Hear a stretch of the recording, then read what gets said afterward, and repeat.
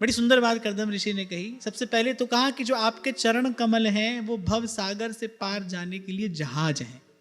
जैसे कोई जहाज पर बैठ जाए फिर उसके बाद उसको कुछ नहीं करना है, फिर उसके बाद तो कोई परिश्रम नहीं करना है ना। कभी बैठे हो जहाज में? अरे जहाज में नहीं, नाव में तो बैठे होगे, इस पार से उस पार तो गए होगे। अब नाव में बैठ जाने के बाद फिर कोई परिश्रम थोड़ी करना है, बस नौका तक पहुंचना ही तो होता है। ऐसे कर्दम ऋषि कह रहे प्रभु आपके जो चरण कमल हैं, पादारविंदम भव सिंधु पोतम।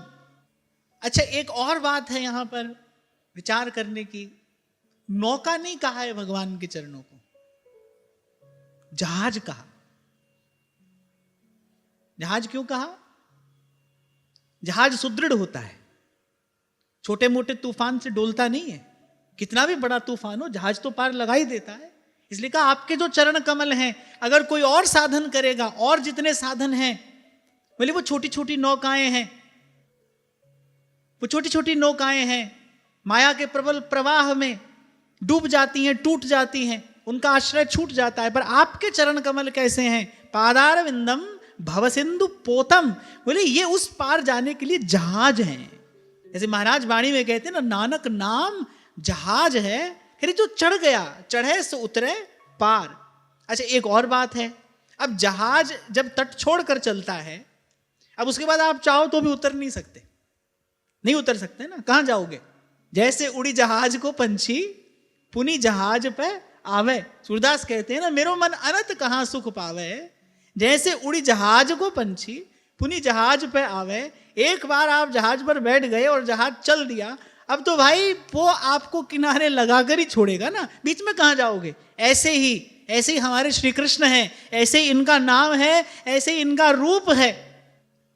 तभी तो व्यास जी कहते हैं अपनी वाणी में, मन बावरे तू हरिपद अटक्यो, मन बावरे तू हरिपद अटक्यो। संतों की कृपा से एक बार मन कहीं भी भगवान के नाम से, रूप से, किसी भी प्रकार अपना संबंध बना ले, फिर तो जैसे उड़ी जहाज को पंछी पूरी जहाज पे आवे। फिर तो प्रभु के नाम की, प्रभु के दर्शन की, प्रभु की लीला कथा की बान है, पहुंचावे निज धाम। और मैं कहता हूं कि भगवान के नाम से, भगवान की लीला माधुरी से भी जीव का कल्याण नहीं होगा भाई, फिर होगा ही कैसे?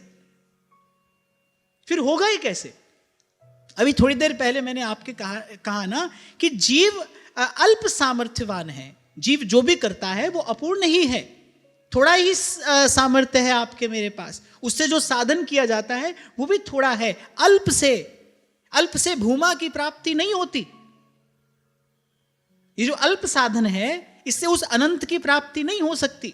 कितना जप कर लेंगे, अब गिनकर भी करो तो भाई एक दिन में 24 घंटा ही तो है। मैं कहता हूं 24 का 24 घंटा भी कोई जप करे तो भी एक सीमित संख्या ही तो है। हमारे द्वारा जितना भी साधन किया जाए वो सब सीमित ही तो है। सीमित से असीम की प्राप्ति कैसे हो सकती है? नहीं होती। इसीलिए संत कहते भाई भगवान तो अपनी कृपा से ही मिलते हैं, हमारे साधन से हाथ नहीं आते, अपनी कृपा से ही मिलते हैं।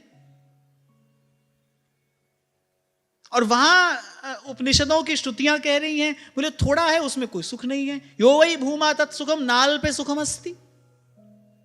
श्रुतियां कहती हैं कि भाई एक बात गांठ बांध लो, ये मोटा मोटा हिसाब समझ लो, जो थोड़ा है उसमें सुख नहीं है, बहुत में सुख है, बहुत में सुख है, थोड़े में सुख नहीं है। अब यहां देखो सब थोड़ा ही तो है, यहां देखो सब थोड़ा ही है, माने सब सीमित ही तो है ना, उसकी एक सीमा है। कितना भी धन साधन संपत्ति आपके पास क्यों ना हो, पर भाई उसको भोगने के लिए जो जीवन है, जो सामर्थ्य है, उसकी एक सीमा है कि नहीं? यहाँ सब कुछ थोड़ा ही है, सब कुछ सीमित है। और वहां श्रुतियां कह रही हैं, ऋषियों का ज्ञान ये बात कह रहा है भाई थोड़े में सुख नहीं है, महत्व में सुख है। यो वही भूमा तत्सुखम नाल पे सुखम अस्ति। ये हिसाब किताब मोटी बुद्धि से समझ लेना। जो भी चीज थोड़ी होगी भाई देखना उसमें थोड़ा ही सुख मिलेगा और पीछे दुख ही देकर जाएगा। तो अगर इससे भी जीव का कल्याण नहीं हो फिर होगा ही कैसे? होता है भाई, अवश्य होता है। इसी श्रद्धा से, इसी विश्वास से लगना है भगवान के नाम में, भगवान के दर्शन में, भगवान की सेवा में, भगवान की लीला कथा में, कि भाई हम तो जहाज पर चढ़ गए हैं, अब तो उस पार पहुंचेंगे। लीला गुण अमृत रस श्रवणन पुट पीजय, सूरदास गिरिधर जस गाय गाय जी। नानक जो निस दिन भजे सफल होई तिहि काम। सब सुख दाता राम है और दूसर नाहिन कोय। तो यहां कहा कि आपके चरण कमल जहाज हैं। पादार विंदम भव सिंधु पूतम। इसीलिए सूरदास जी ने कहा भाई जहाज पर चढ़ जाना। नरदेही पाई चित चरण कमल दीजै,